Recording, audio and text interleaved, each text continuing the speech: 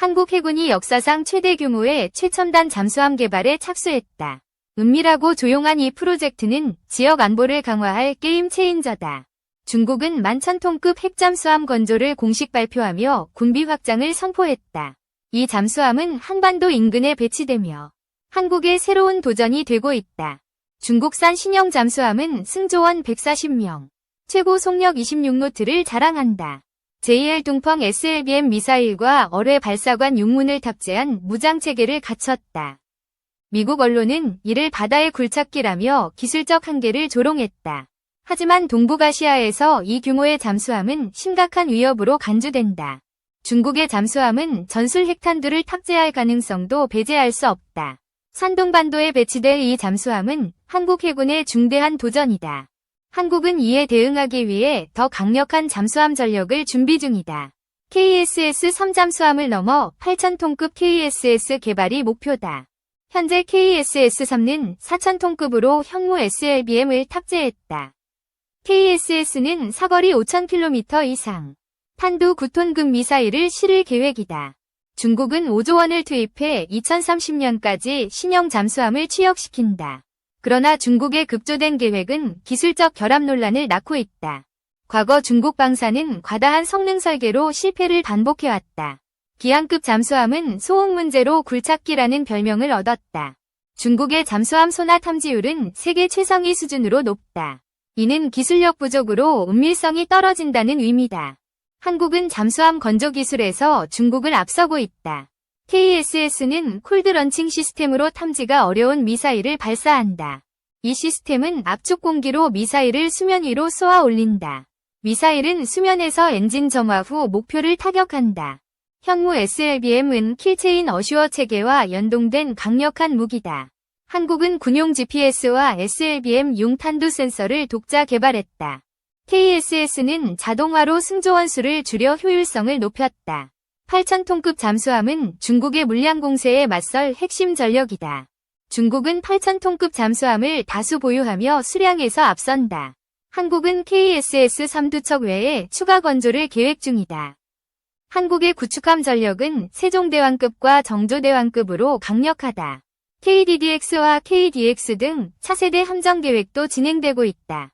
잠수함 전력 강화를 위해 항공모함 계획은 축소될 가능성이 있다. 핵잠수함 개발에 자원을 집중하자는 목소리가 커지고 있다. 한국의 잠수함 건조 기술은 8,000톤급 구현이 가능하다. 차세대 소나와 콜드 런칭 시스템은 국산화에 성공했다. KSS는 다탄두 기술로 적의 방공망을 무력화할 수 있다. 현무 미사일은 어뢰와 함께 중국 잠수함을 견제할 무기다. 국방과학연구소는 독자적인 핵잠수함 개발을 추진하고 있다. ASWV 추적장치 테스트 성공으로 잠수함 탐지 능력이 향상되었다.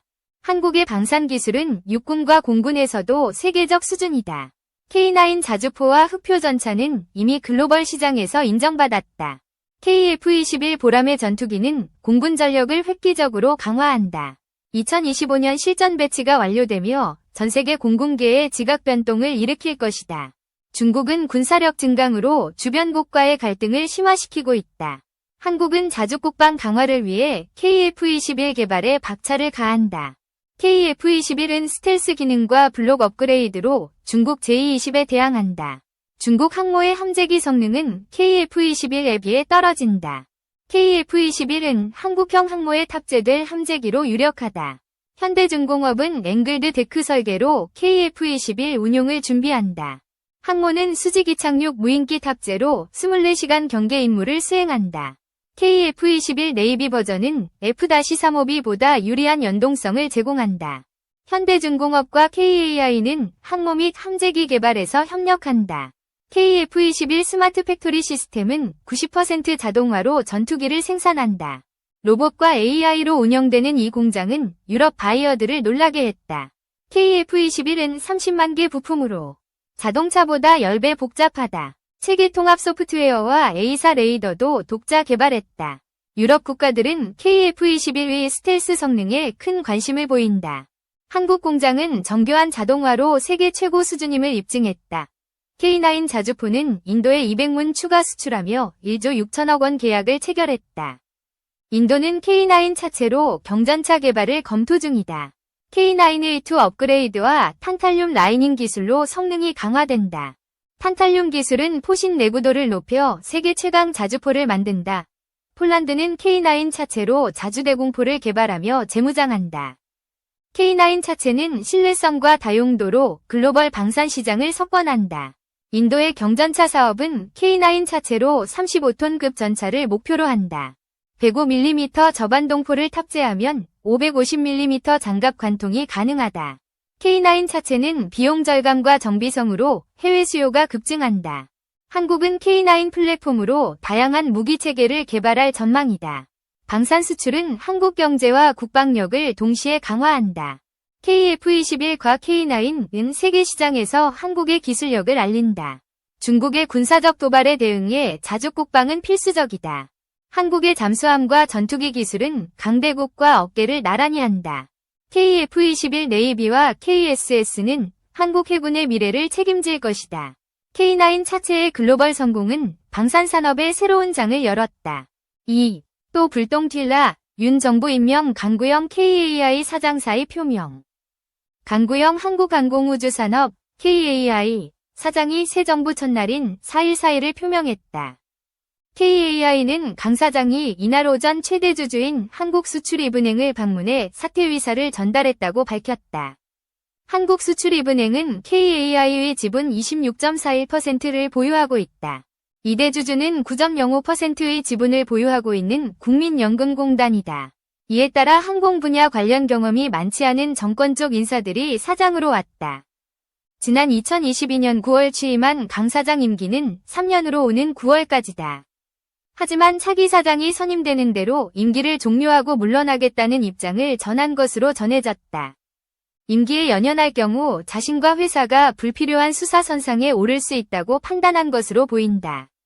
실제로 지난 2017년 5월 출범한 문재인 정부는 전임 정부 시절 임명된 하성룡 당시 사장이 자리에서 물러나지 않자 회사의 원가 부풀리기 의혹과 경영진의 비자금 조성 의혹을 수사하면서 정부 출범 2개월 만에 KAI에 대한 압수수색을 단행한 바 있다. 하지만 채용비리 일부 혐의만 인정되고 법적 공방에서 대부분 무죄 판결을 받았다. 하 사장 퇴임 이후 신임 사장으로 김조원 전 청와대 민정수석 비서관이 취임했다. 그 다음으로는 산업부 차관 출신의 안현호 사장이 3년의 임기를 마쳤다. 안 사장 임기 종료 전 윤석열 정부가 출범했지만 당시 폴란드와의 FA50 36대 계약 체결이 이뤄지고 있던 터라 임기를 채우고 강 사장에게 자리를 물려줬다. 강 사장은 공군사관학교 30기 출신으로 공군 제5전술공수비행단장, 공군 참모차장, 합동참모본부 군사지원본부장 등을 지냈다. 국내 1세대 시험비행 조종사로 KAI가 생산한 국산훈련기인 KT-1, T-50 개발에도 참여했다. 지난 대선 당시 윤석열 대통령을 지지하는 군인들의 모임인 국민과 함께하는 국방포럼 위 운영위원장을 맡은 바 있다.